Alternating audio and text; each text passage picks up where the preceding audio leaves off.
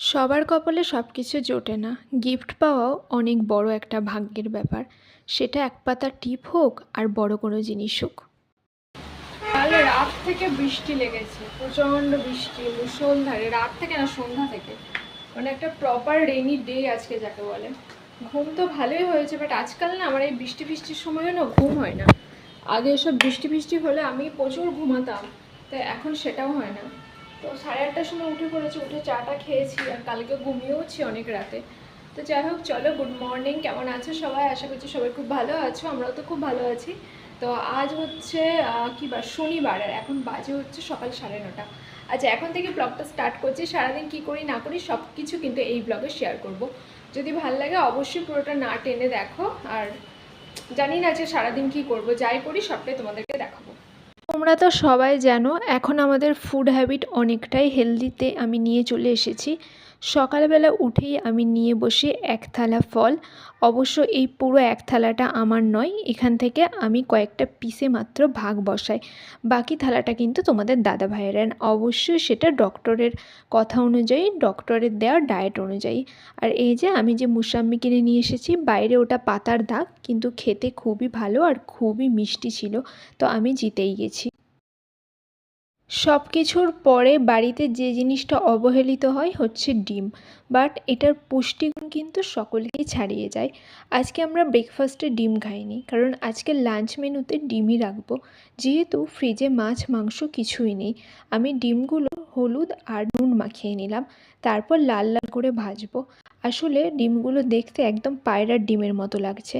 এত ছোট ছোট মুরগির ডিম আজকাল দিয়ে দিচ্ছে যে কি বলবো। আর দেখো, ডিম কারিটাও কিন্তু আমার হয়ে গেছে। আমি একেবারে 30 মিনিটসের মধ্যে রান্না কিন্তু নামিয়েই ফেলেছি আজকে।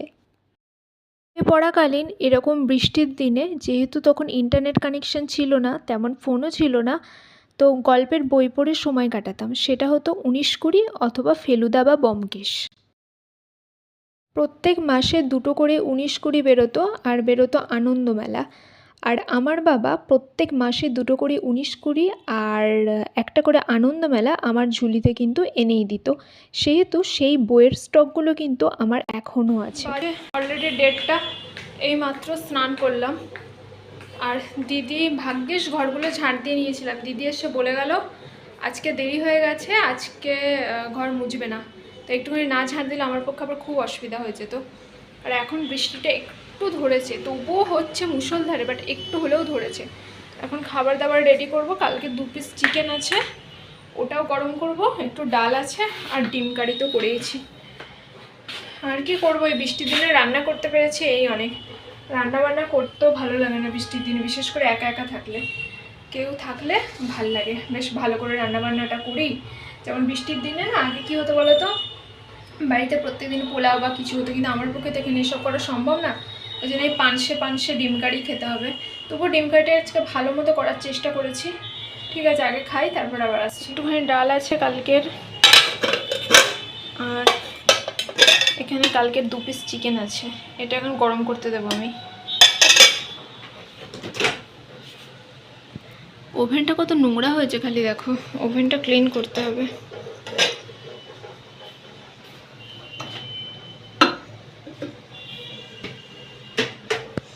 এইখানটাতেও সব খাবার লেগে আছে।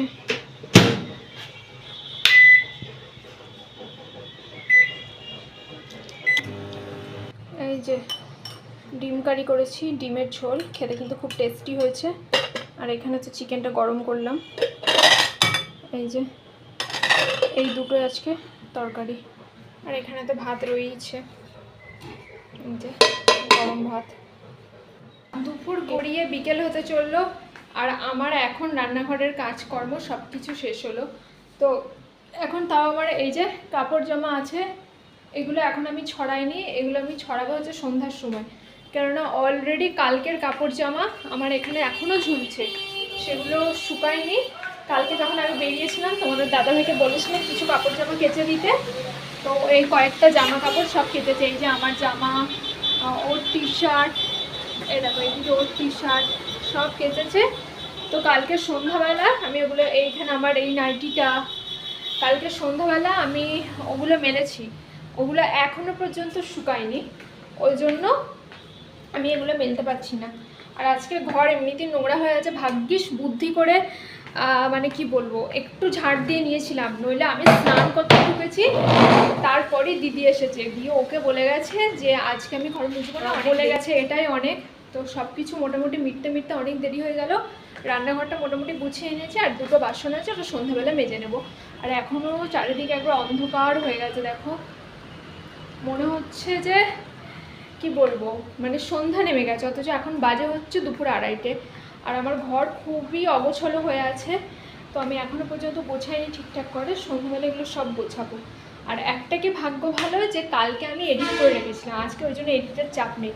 তাহলে দিনের দিন এডিট করতে গেলে না এত বেশি এডিটের প্রেশার হয়ে যায় যে এক একদিন ওই জন্য না ব্লগে দিতে পারি না। তো এবার থেকে ভাবছি রাতেই করে রাখবো, রাতে করলে খুবই সুবিধা হয়। গুড ইভিনিং এভরিওয়ান, এখন বাজে হচ্ছে 6:30 মেবি, যদিও আমি ঘড়ি দেখিনি। চলো ঘড়ি দেখি, 6:30 বাজিনি, এখন 6:15। আর আমাদের তো চা খাওয়া হয়ে গেছে। কি বৃষ্টি হচ্ছে দুপুর থেকে, বৃষ্টি হলে না এই দুজন একা একা থাকতে একদমই ভালো লাগে না। তো দুজন একা একা আছি, তো আমার আবার এই বৃষ্টিতে ভীষণ মন খারাপ করে, আমি জানি না কেমন যেন একটা মন খারাপ করছে, মনে হচ্ছে মা ভা থাকলে ভালো হতো, কিন্তু কি আর করা যাবে, সব সময় তো সবাই থাকে না। তো চাটা খেলাম, রাতের রান্না এখন কি করব জানি না। আমার তো রান্না করার একদমই ইচ্ছা নেই, আমার মনে হচ্ছে ইয়ে করে ফেলি, মানে কি বলবো ব্রেড ট্রেড খেয়ে নেবো, কিন্তু কি দেখা যাক তোমাদের দাদাভাই কি বলে। আর দেখবে চারদিকে কত কিছু ছড়িয়ে আছে, এই ঘরটা শুধু নাইটি ছড়িয়ে আছে,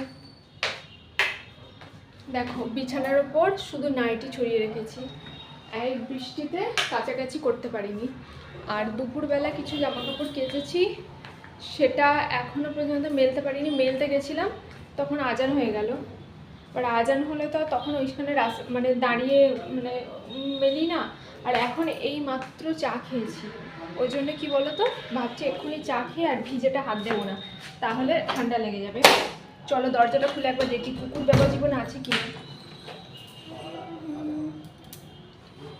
না। নেই, দেখো বাইরেটা কেমন কাদা হয়ে আছে, এরকম হয়ে আছে বাইরেটা। এই সময়টা না করিডোরটা খুব ভাল লাগে, কিন্তু এত মানে কুকুর অত্যাচার করে না, মাঝে মাঝে বসাও যায় না। আর আমাদের এখানে আমরা এই 4 তলায় হচ্ছে আমরা 3টে পরিবার থাকি, তো 3 জনের মধ্যেই বেশ ভালো রকম বন্ডিং হয়ে গেছে জানো তো। তো তার জন্য একদম খুব সুন্দর নির্জন একটা হোমলি একটা পরিবেশ হয়ে গেছে।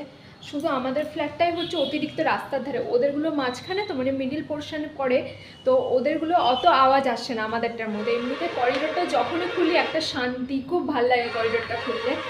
তো এখন মাঝে মাঝে আমি খুলে রাখি, আবার মাঝে মাঝে ধরো যখন দরজাটা খুলবো দেখবো মানে কেউ না কেউ আছে দাঁড়িয়ে, যদি মানে আমরা 3টে পরিবার থাকি, ও হয় পাশের ফ্ল্যাটের একজন আছে বা দূরের একজন থাকে, আর যারা ধরো একবারে আমাদের নেক্সট ফ্ল্যাটেই আছে তাদের, আর আমাদের একই সাথে বিয়ে হয়েছে জানো তো, মানে আমাদের 6 মাস পর ওদের বিয়ে হয়েছে।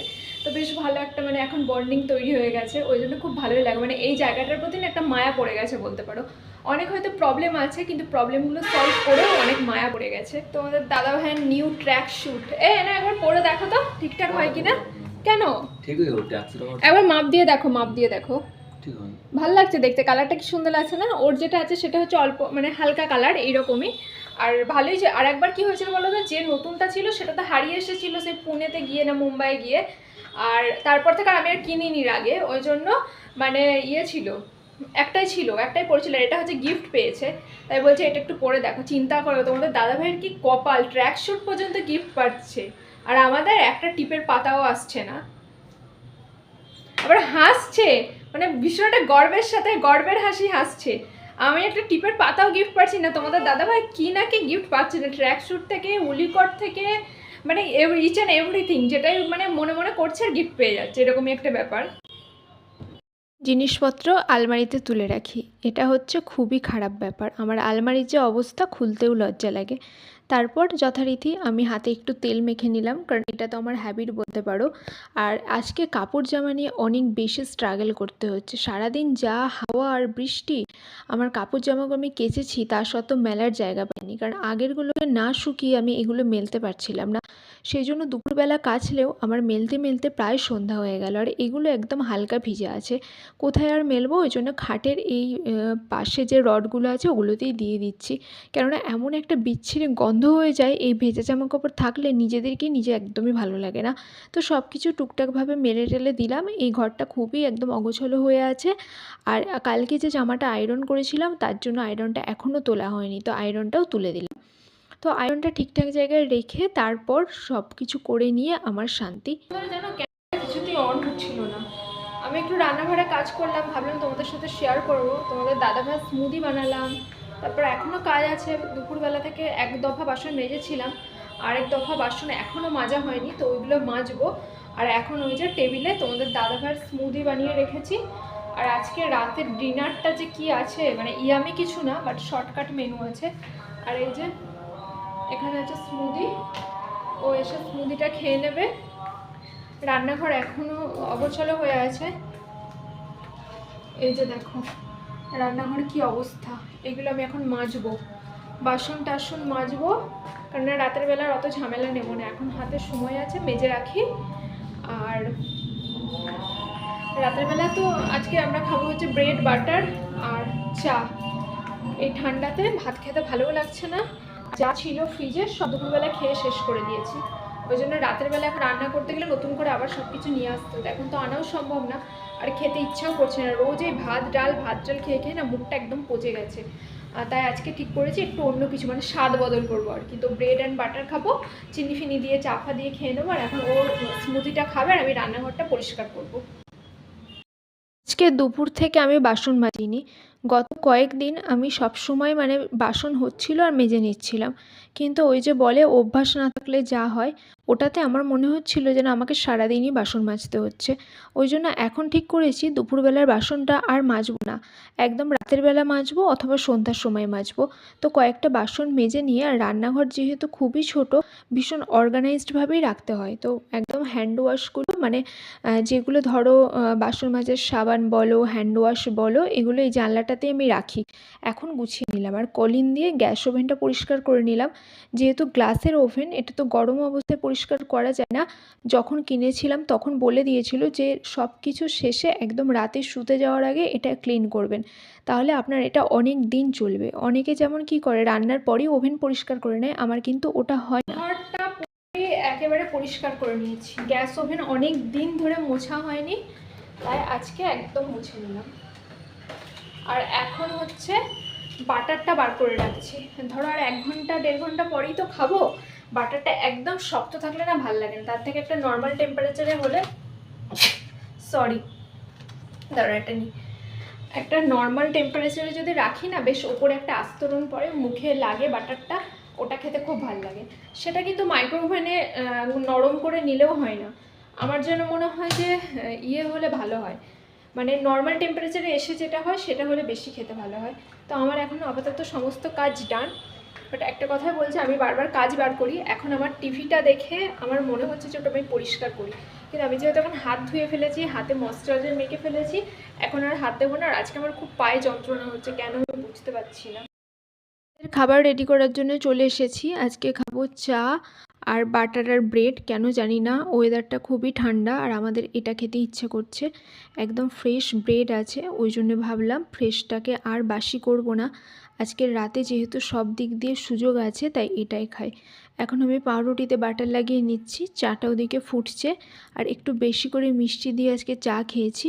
প্রথমে ভেবেছিলাম পাউরুটিতে চিনি দেবো, আবার ভাবলাম না, তাহলে একবারে মিষ্টি দিয়ে চাটা করে নিই, চিনিটা গুলে যাবে। তো চাটা দেখছো কি সুন্দর রং এসেছে। চা করতে কিন্তু আমি খুব মানে ভালোই পারি, আর খেতেও কিন্তু খুবই ভালোবাসি, তোমরা নিশ্চয়ই জানো। তো চলো এখন টেবিলে নিয়ে চলে যাব। তো টেবিলে নিয়ে চলে এসেছি, এবার আমরা খাওয়া দাওয়া করে নিই। আর আজকের মতো এইটুকুই, কাল আবার আসছি নতুন একটি ভ্লগ নিয়ে।